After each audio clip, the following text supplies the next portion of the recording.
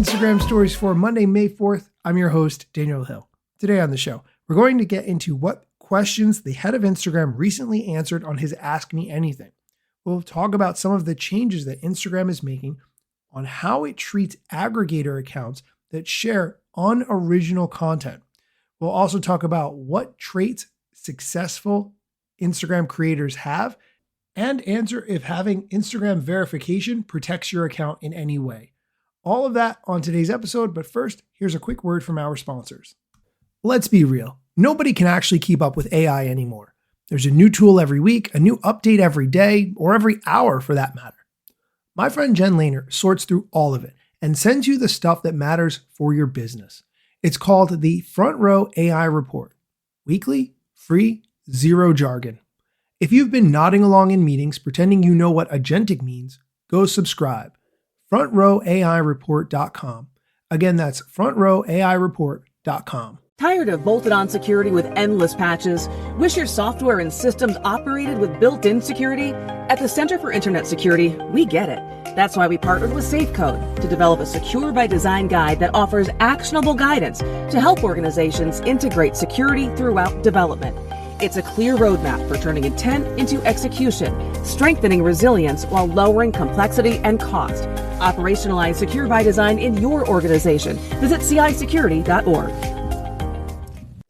Welcome back. Let's dive into the questions, and let's start with all of the ones about the recent change for aggregator accounts that share unoriginal content. Just by way of background, if you didn't hear the weekend edition of the show, Instagram is changing things so that accounts that just reshare other people's content, typically those are called aggregator accounts and they have hundreds of thousands or millions of followers. If they're just sharing that content without it being changed, modified, given context in some meaningful way, the Instagram will not be showing that more broadly and only will show it to that account's followers. This creates some questions. We'll get into it. The first one, can I still post memes on Instagram? Yes, of course you can. Although aggregator accounts typically do post memes, Adam explains the difference and why it's okay to still post memes.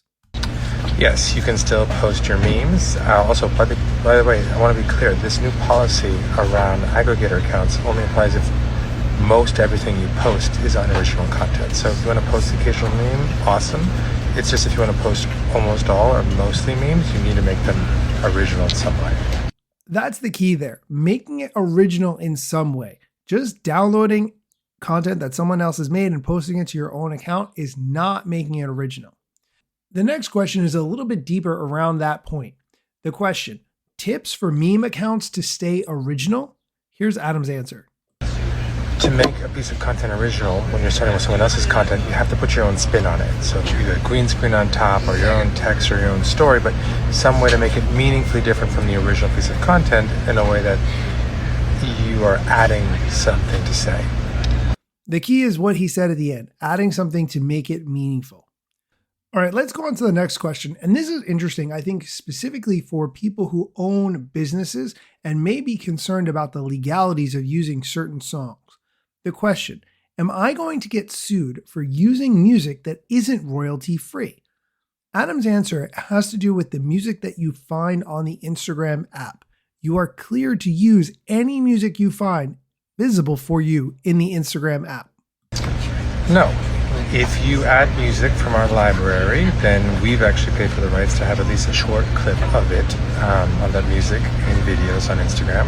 And if there's music in the background, that's also the case. It's possible that someone could make a claim if we don't have the rights, but generally speaking, that's why we have deals with labels, is so that people can share content on Instagram that has music in it.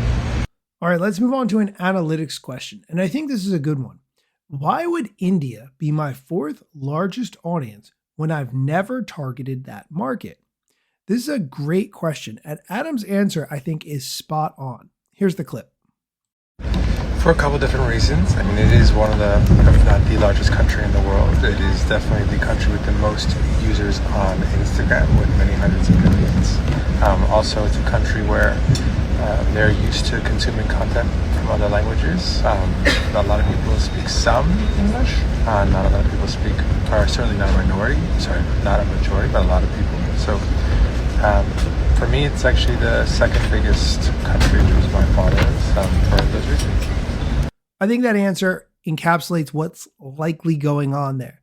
If the creator is making content in English and some population in India speaks English, they're going to consume that content. So it does make sense.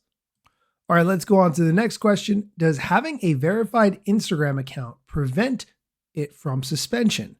The answer to that is no. It doesn't matter if you have verification, whether or not you bought that verification or Instagram gave you that verification. That still does not prevent you from having your account suspended.